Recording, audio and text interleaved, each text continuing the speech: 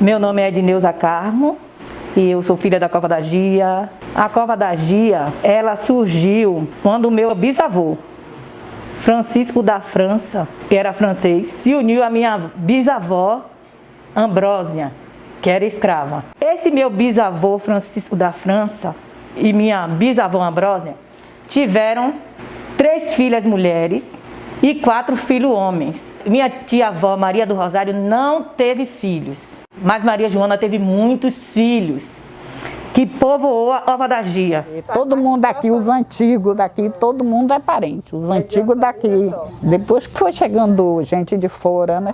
Não tinha negócio de carro, não tinha nada. Aí não, depois foi aumentando o povo, aí foi crescendo, aumentando o lugar. Tudo de chada de chão. Aqui mesmo era, não tinha água, não tinha luz. As casas, todas aqui, todas do tempo deles mesmo, era de barro, era. De noite era os candeeiros, né? Desde pequeno, meus pais levavam para a roça, era dentro de um caçoar, 2 de um lado, 2 do outro. O que é um caçoar? É uns balai que bota do lado dos animais, certo? Aí botava 2 de um lado, 2 do outro. Vivia da atividade de fazer carvão, de cortar lenha de metro, né? De se cortar cabo para vassoura, que ainda era rústico, né? E tinha todo esse tipo de atividade para poder sobreviver. Vivia da lavoura, da roça, todo mundo vivia da lavoura de mandioca. Eu alcancei essas terras todas sendo do meu pai. Ele era quem comandava e tudo. Seu pai Valério, né? Era Valério. Meu pai plantava a roça, dava trabalho para esse povo, todo mundo trabalhava com ele. Todo mundo fazia roça e fazia carvão, vendia carvão em Salvador. Ali por o Largo do Tanque, esses cantos ali, Liberdade, os cavoeiros, chamava cavoeiro, que ia de animal, vender carvão. Como é que se fazia carvão? Oxe, cortava madeira de machado e foice e depois ajeitava assim, contar esses blocos aí, cobria de barro, botava palha em cima para fazer o capote e era assim. Meu pai mesmo viveu disso, roça e fazer carvão. Botava o enfardo do carvão em cima do animal e saía daqui para ir vender lá pela Saúde. De São Caetano para cima nós já ia vendendo, que naquele tempo rodava para São Caetano, Largo do Tanque, aquele meio por ali. O animal ia com os carvão e eles andando ou na frente ou atrás do animal. E na volta ele voltaria montado no animal. Eu achava quando eles contavam isso um absurdo, né? Porque a gente de carro é cansativo, quanto mais andando. Aí eu disse, meu Deus, quanto sofrimento na vida. Era uma vida rigorosa.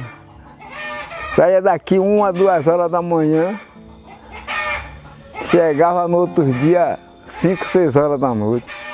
82 anos que eu tenho sofrido. É o seguinte, a gente desde pequeno trabalhou na roça, né? Uma atividade de sustentabilidade para se manter, trabalhamos na roça, né?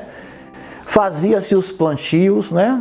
De mandioca, de aipim, e se plantava de tudo, né? Plantava milho, feijão, arroz. O que a senhora plantava, a senhora vendia ou era só para consumo próprio? Vendia.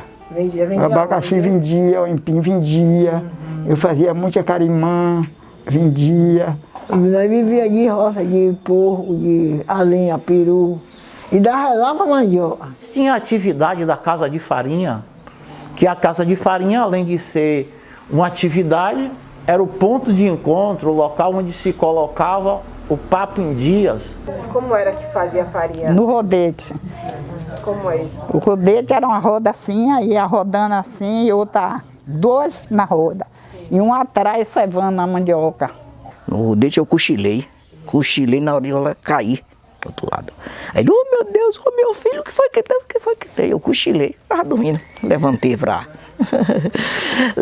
pra ralar mandioca. Tinha de começar cedo. Sim. Principalmente quando tinha outras pessoas depois da gente. Porque era uma farinha para todo mundo. Para todo mundo, E vamos cedo lá para botar era tapiti, não era nem prensa. Para quando fulano chegar, já botar os deles também. E o tapiti é o quê? Fazia umas coisas de palha de dendê. Fazia aqueles trançados com a boca, aí botava a massa dentro, aí socava. Ainda tinha uma lingueta que botava dentro. Aí enfiava o tapiti, botava aquelas pedras. Aí quando botava, em jeito de uma balança, botava a pedra ali.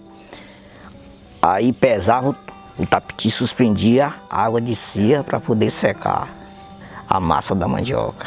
A casa de farinha uma ficava ali, no meio dessas coisas aí, tinha outra ali em cima que era de Damião, tinha uma lá debaixo de Eliso. Nós tínhamos 2 casas de farinhas, mas porém funcionava de forma integrada, que era a casa de farinha do senhor Francisco, que era meu tio, o esposo de Dona Pocina, que era chamada de Pomba, e a casa de farinha do senhor Isidório, que tinha aqui no Cobocó. Aí o local que tivesse vaga, no momento para poder você fazer a farinha e o beiju, que é a parte mais alegre de todo esse processo, então o que é que acontece? A gente verificava onde se tinha vaga, né? Aí se fazia a farinha, né? Ou pagava em dinheiro, que era muito raro, ou então se pagava com a própria farinha que a pessoa fazia, deixava uma parte para o dono da casa de farinha.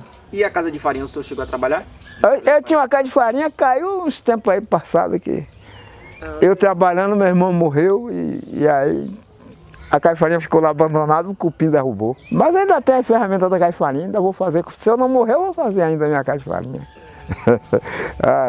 Ia fazer no final da Eliso, de Damião. Aí eles me davam um tanto de mandioca para fazer para mim. Alemão, final do Damião. Eu disse, eu já sofri muito de trabalho. Hoje em dia eu digo, estou aleijada, mas não é. A troco de trabalho e de peso. Levar um balão lá de mandioca e para o Cabocó fazer farinha é muito. Eu mesmo mexia a farinha de manhã até no outro dia. Tirava 3 sacos de farinha para ganhar besteira. Eu tomava dia do fazendeiro, a gente ia usar farinha. Quem era esse fazendeiro? O Dia Rosa. Era o Vinado Eliso, Isidoro, esse pessoal tudo.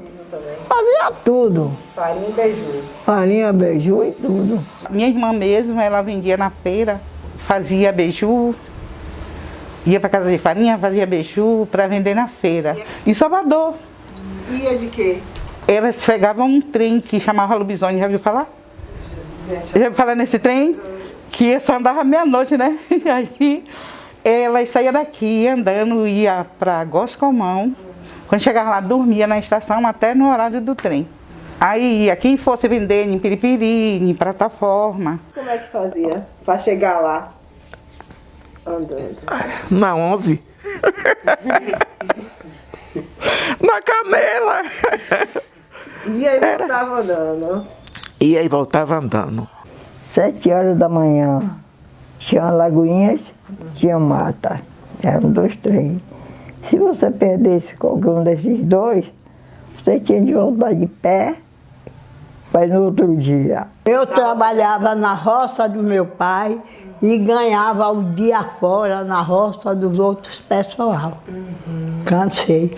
Eu plantava mandioca, eu plantava milho, eu catava pimenta, trabalhava no brejo. Tudo isso fiz na minha infância. Hoje considera como horta, né? Hoje é horta, naquele tempo era brejo. De plantação, de tudo, era machixe, giló, pimenta, feijão, era tudo isso. Era roça mesmo. Meu pai criou a gente era 9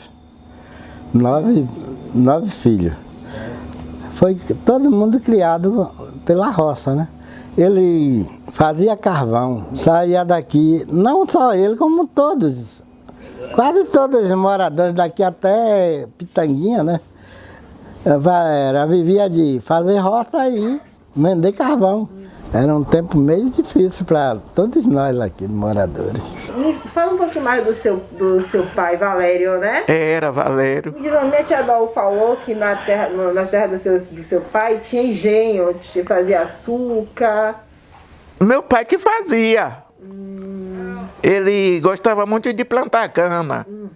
Ele plantava cana, assim como plantava mandioca e tudo mais. Quando tinha muita cana, faziam Cortava aqui, ó, semanas e semanas.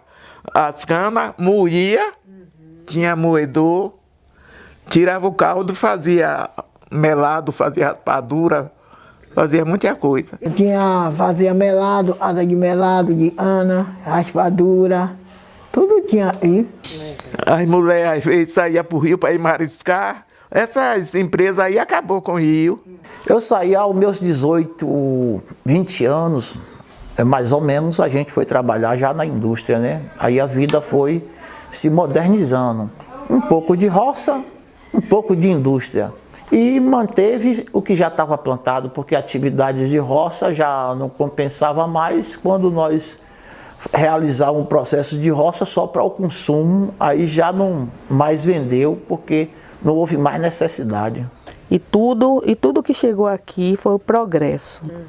De a gente comemorar mesmo como a água, quando a água chegou, quando a luz chegou primeiro, depois a água, foi uma festa, porque assim a gente poder saber que as coisas estavam chegando para nossa comunidade e assim a gente dizer assim, porra, estamos evoluindo. Até hoje, como você conhece a nossa história, né? Temos hoje asfalto, acho que quando você mesmo chegou a ver por várias vezes, principalmente quando estava só assim, era poeira insuportável. Quando chovia, ninguém passava, de lama, de buraco. Quantas vezes a gente juntava, se reunia todo mundo para tapar buraco, para poder, pelo menos as pessoas passar, porque carro nem passava, né? E a única coisa que não progrediu aqui muito, infelizmente, foi o transporte. Mas no demais, graças a Deus, ainda é uma comunidade boa, tranquila. No mínimo que a gente pode dizer, graças a Deus, nós vivemos em paz ainda aqui.